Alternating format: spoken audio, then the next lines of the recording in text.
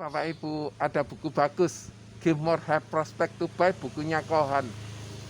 Anda bisa beli buku ini atau Anda bisa menghubungi Handoyo Academy gitu ya.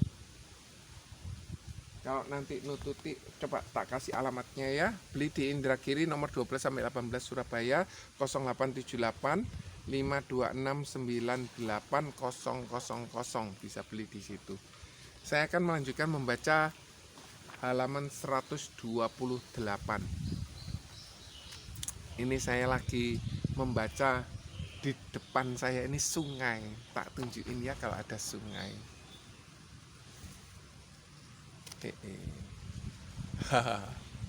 Itu sungainya guys. Nah itu sungai. Tadi ada ikan cepluk. Risiko investasi dan sentimen pasar. Investasi adalah sebuah tindakan atau kegiatan yang dilakukan secara sadar oleh individu atau institusi pada suatu saat atau periode tertentu, dengan harapan akan memperoleh keuntungan di masa yang akan datang. Investasi selalu berorientasi ke masa depan dan bersifat tidak pasti sehingga mengandung resiko.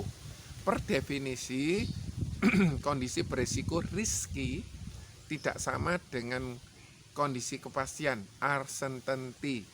Dalam sebuah investasi yang berisiko, pemodal dapat memperkirakan probabilitas dari berbagai tingkat keuntungan yang diharapkan. Sementara dalam kondisi ketidakpastian, pemodal tidak dapat memperkirakan probabilitas suatu keuntungan, sehingga kegiatan investasi cenderung bersifat spekulatif, judi gitu ya. Tingkat resiko mengukur seberapa besar kemungkinan keuntungan yang terrealisasi, melenceng atau tidak sama dengan keuntungan yang diharapkan. Semakin tinggi tingkat resiko, kemungkinan terjadinya perbedaan antara expected return dan realis return akan semakin besar. Dalam teori portfolio, resiko dilambangkan dengan deviasi standar atau beta.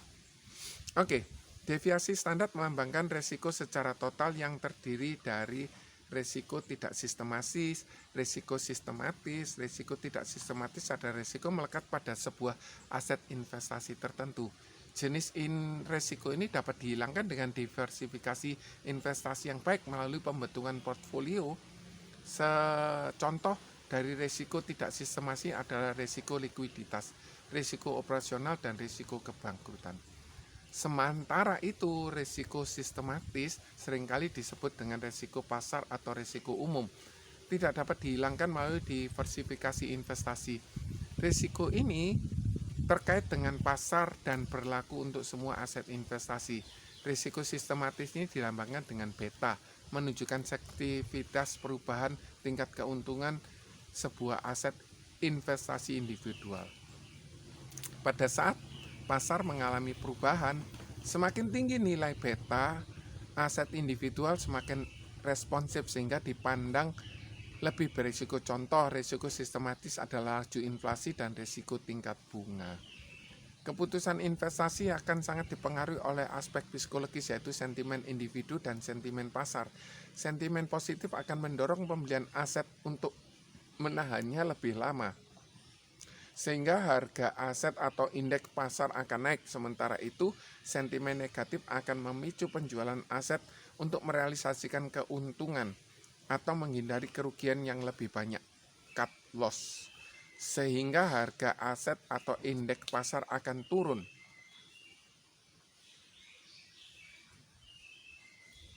Sentimen pasar muncul sebagai respon atas suatu kejadian. Dalam dunia yang terintegrasi, integrated, suatu peristiwa atau kebijakan di luar negeri akan cepat merembet ke belahan dunia yang lain. Lawan dari pasar yang terintegrasi adalah pasar yang tersegmentasi, segmented. Dalam konteks investasi di pasar modal saat ini, suatu pasar modal relatif sulit mengisolasi diri karena pengaruh internasional, baik yang membawa dampak positif atau negatif. Sebagai contoh, kasus subprime mortgage yang mencuat di Amerika pada saat 2007 nampaknya langsung menjalar ke pasar modal dunia. IHSG mengalami penurunan cukup dalam, sekitar 50%. Pasar membutuhkan waktu untuk melakukan penyesuaian. Sentimen pasar dapat dipicu oleh isu yang belum tentu benar. Efeknya menjadi semakin masif saat banyak pemodal ikut-ikutan terpancing. Nah, di buku ini halaman 131 ada grafiknya, Bapak Ibu bisa baca sehingga Bapak Ibu lebih paham ya. Terima kasih Bapak Ibu, semoga bermanfaat. Buku ini buku inspiratif, Give More Help Prospect to Buy, bukunya Kohandoyo. God bless you, bye.